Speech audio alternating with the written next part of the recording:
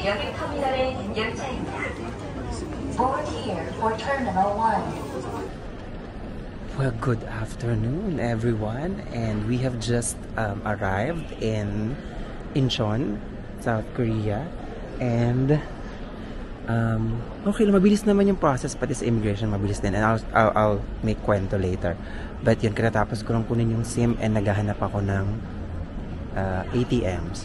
Tapos after ilaloadan ko yung T-Money card, tapos kailangan ko rin matikman yung sinasabi nilang banana milk. So hanapin ko lang kung nasa ng ATM. Hold on. Yan siya. Nasa ng ATM? Okay, so matitikman na natin tong famous na to. Sana tama yung nakuha ko, no? Kasi iba-iba yung ano doon eh, yung kulay eh. Pero dyan tayo bumili, of course. So nice to see you. And tatry natin siya. Airport Railroad. So dito daw. And then dito. So bababa tayo dyan. Titigil muna ako mag-video kasi baka matangay yung ano ko. Hold on. So update. Update lang. So after natin makaland sa Korea, so immigration tas baggage claim. Tapos after that, kinuha natin yung SIM sa KT roaming center. And then nag-withdraw tayo ng pera sa Hana Bank. Walang 250,000 dun eh. So 200 lang muna withdraw ko. Anyway, pwede naman ako mag-withdraw ulit dun sa Myeongdong. Tapos after that, bumili ako nung famous na banana milk ba yung tawag doon, basta yon. Tapos ngayon pumunta ako dito sa baba sa may Airport Railroad kasi bibili ako ng bibili ako ng ticket. Hold on, parang nagugutom na ako pero kasi kailangan makapunta ako dun sa makarating ako sa hotel ng before 4 PM kasi sabi niya pagka daw after 4 PM na self-check-in na daw. Ayoko muna mag self-check-in kasi baka may gusto ko palang itanong sa kanya, di ba? So, welcome to Korea. Oh, Panaling Airport. Look at that. Oh, ay okay. Sorry. Ano ba yung bibig ko? I like it. Hindi yata bumibili ng ticket. All stop. Hala, baka matagal to. Stopping at all stations. Wala ba yung hindi hihinto sa... Ay, sorry. Hindi pala nakikita. Teka lang. Stopping at all stations. Okay, so nakabili na ako ng... na-exchange ko na yung Klook voucher ko for an RX ticket. And eto siya. Hold on. Tadan! Well, the time now is... Hold on. 1:31. And, ito pala. So, kanina pala, nandyan pala ako sa side na yan, which is all-stop train. Dapat, dito pala ako, ayan, sa express train. Okay? So magkaiba pala yun. Dapat, express train pala ako, tama. So, ngayon, ang nabili kong ticket, dahil ang next ng, ang schedule ay 14:08, so 2:08 ng PM, 2:08 PM. And sinubukan ko na pumapasok ako doon. Tapos nag-error, sabi, please check your departure time. Yung pala, hindi ka pwedeng pumasok until 30 minutes before your departure time. So sa akin ay 14:08. So pwede lang ako pumasok starting 13:38. So which is ilang minuto na lang naman. 32 na eh. Ayun lang. And malamig dito sa loob. Hindi ko alam, baka mas malamig sa labas. Pero pinagpapawisan yung likod ko. Gusto ko sanang magbukas ng luggage para kumuha ng pangunas ng pawis. Kaso parang makalat. Marami pa ako ilalabas. So wala naman, na natuyo na yung pawis ko. Very good. Huwag yung tularan. Medyo gloomy. Medyo cloudy. Which is nice. Ito yung mga vibe na gusto ko eh. Anyway, ang dami ko na naman sinasabi. Bye.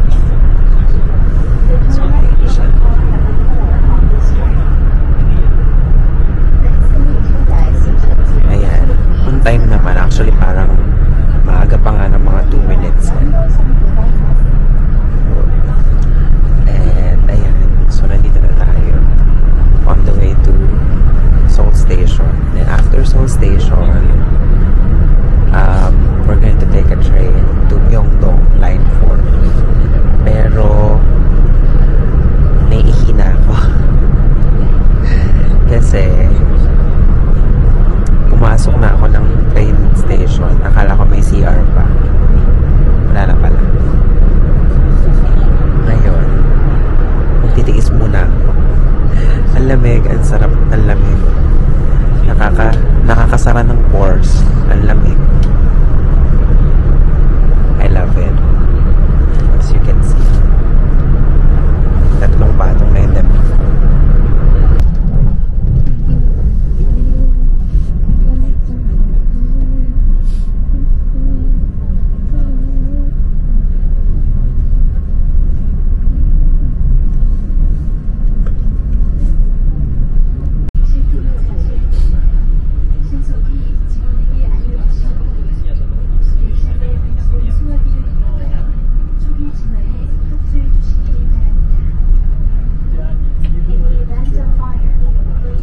Sabihin yung final boss, walang elevator, so kailangan mo bitbitin yung luggage mo ng stairs.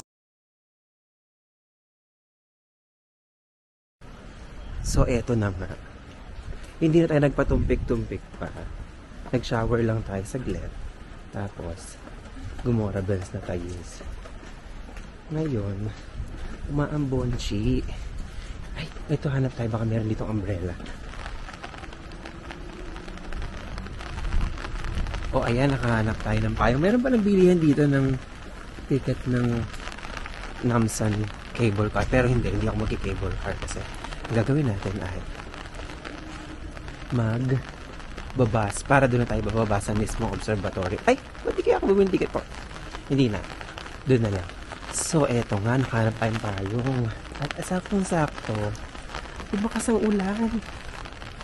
O, welcome naman sa atin eh. Seoul. Ayan, naku, Diyos mo yan, lamig. Oh, ang hangin. Holy shit. Naku, ang dami ko nang nasasabing mura, hindi na talaga monetize tong YouTube channel. Lamig. Para siyang, sabi kasi, para ano daw, 9 degrees, pero feels like 5, 4, ganyan. And, Diyos mio, sino mo doon ka nakatira? Hold on. So, araw-araw aakyat ka dyan sa stairs na yan. Pag di mo pa ba namang kinapayat yan, ewan ko na lang. So, Para siyang ano, yung lamig niya, parang Sagada on steroids. Ganon. So, tama sana itong dinadaanan ko, no? Teka, mag-check mo tayo. Baka maligaw tayo, ha? Oh, bags. Nice. Sandali. So, pinili ko sa neighbor map yung daan na walang masyadong stairs. And, dito niya ako dinala. O, diba? Stairs pa din. Oh, good Lord. Kaya pala payat mga Koreano, kaya pala ang sexy nila. Kasi, shoot happens. Lahat ng daan nila may stairs. So, ayun na yung North Seoul Tower. And, dun pa sasakay ng bus somewhere there. And, malakas ang ulan. And, I don't know. I want something hot to eat. So, I decided na today is not going to be a day for the North Seoul Tower. What I can do is just go to Namdaemun Market and then eat something hot. Tapos, Myeongdong mamayang gabi. The North Seoul Tower, I think I can do it. Ang lakas ng ulan po siya. And North Seoul Tower, I think I can do it siguro during my last night here bago ako umuwi. So, ganun na lang. But now, shoot, bukod sa malakas na yung hangin, malakas pa yung lumalakas yung ulan. And nasa forecast na nababasa na yung pantalon ko. Nasa forecast na nababasa na yung pantalon ko. Nasa forecast na lalakas pa yung ulan. So, no, we're not going to go there anymore. Magnanamde muna tayo. Okay. Alright. So, mamaya na lang ulit. Nakakahingal din mag-vlog habang nakikipagbuno sa ulan at hangin.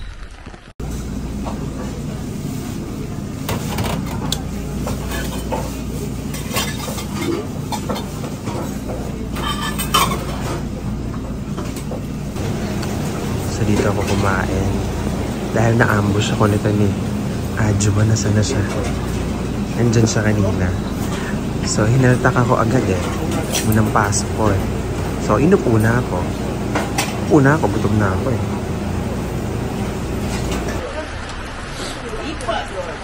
Grabe, nabusog ako doon. So, dyan ako kumain. Wait lang, may dadaan. Basta yan dyan So, pagpasok, maglabas mo ng station. Ayan yung station. Tapos, dito lang siya, ayan. Tapos, ayan yung hindi ko alam kung gusto ko pa maglakad doon pero sige. Pag naglakad siguro ako, hindi ko na i-video kasi hindi kasi pwedeng mabasa itong na to DJI Osmo Pocket na to. Anyway, pagpasok ko doon, may ilarang ako ng isang Adjuba. Sabi niya, only one, okay, eat here. Gutom na ako, hindi na ako nakipagtalo. Tapos nung inupo niya ako doon sa harap ng yung nagpapakulo ng soup.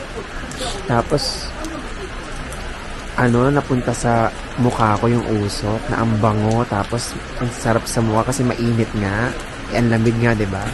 Sabi ko, sige, upo na ako dito.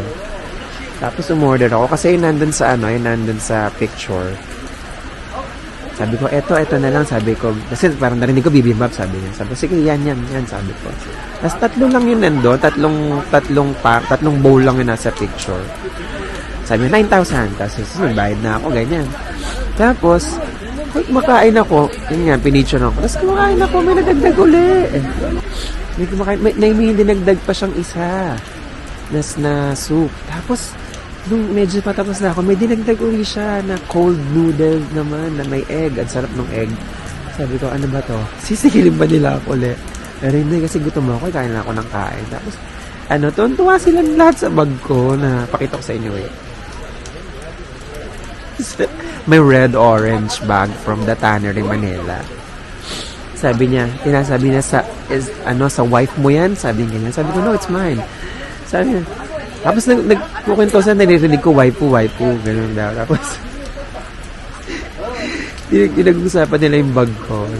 Sabi niya sa wife niya, sabi ko, hindi akin to. Hanggang palabas na ako. Hinawakan niya yung bag ko. Sabi niya, waifu? Sabi niya. Sabi ko, no, it's mine. Yes, it's mine. My bag. I love this bag. Ngayon, lalakad lang ako dyan. Gusto ko lang makita kung anong makikita ko dito. And then after, pupunta ako ng Daiso. Yun na lang ang gagawin ko kasi yun indoor yun. And hindi ako mababasa.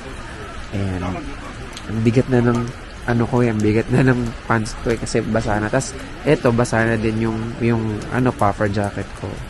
So, ay, cut na. I'm trying to minimize the talking nga pala. Okay. Bye. Bango-bango nito. So, curious ako. Ang bango niya eh. Pagka natitigil ka dito sa station ng Myeongdong, doon kabay naamoy mo. So, bibili ako. Ayan siya. Ang cute.